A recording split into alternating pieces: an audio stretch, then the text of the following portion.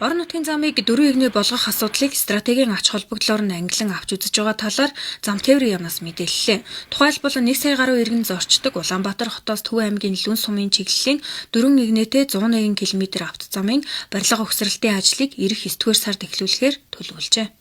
Одоо өшигтийн хөндийн замыг нэг номерын стратегийн ач холбогдолтой зам гэж үзэж байгаа. Хоёрдугаарт бол бид нар хам богд тэгээ нааш өмнө мандалгов дамсан өшигтийн хөндийн замыг бас хоёрдугаарт хэрэмбэлж байгаа. Яг тэгвэл Монгол улсын одоо бүх экспортын 100% шахууг хийж байгаа энэ одоо хангамжийн ачаа барааг урагшаа зүүж байгаа бензин тосноос эхлээд энэ замыг хоёрдугаарт хэрэмбэлж байгаа. За гуравдугаарт мэдээж одоо хамгийн чухал зүйл бол хүн амын одоо төвжирэл одоо энэ Баруун аймаг руу нийтдээ 9 аймаг дамжиж гардаг сая гаруй хүний зорчиж байгаа одоо та бүгдийн ярьдаг Лүнгийн замыг бид нар энэ жил эхлүүлнэ.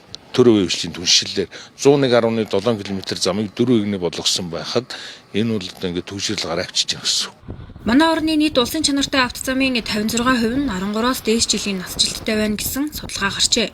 Өөрөөр хэлбэл улсын чанартай хатуу хүчилттэй автозамын талаас илүү хувь нь ашиглалтын хугацаа урт засвар шинжилгээний нэрэлт нэмэгдэж байна гэсэн үг юм. Мөн энэ онд Улаанбаатар Дундгой, Улаанбаатар Чойр чиглэлийн автозам засварын ажлыг хийж гүйцэтгэж байгаа юм. Эдгээр зам засварын ажлыг ирэх 10 дугаар сард багтаан дуусгахаар төлөвлөжээ.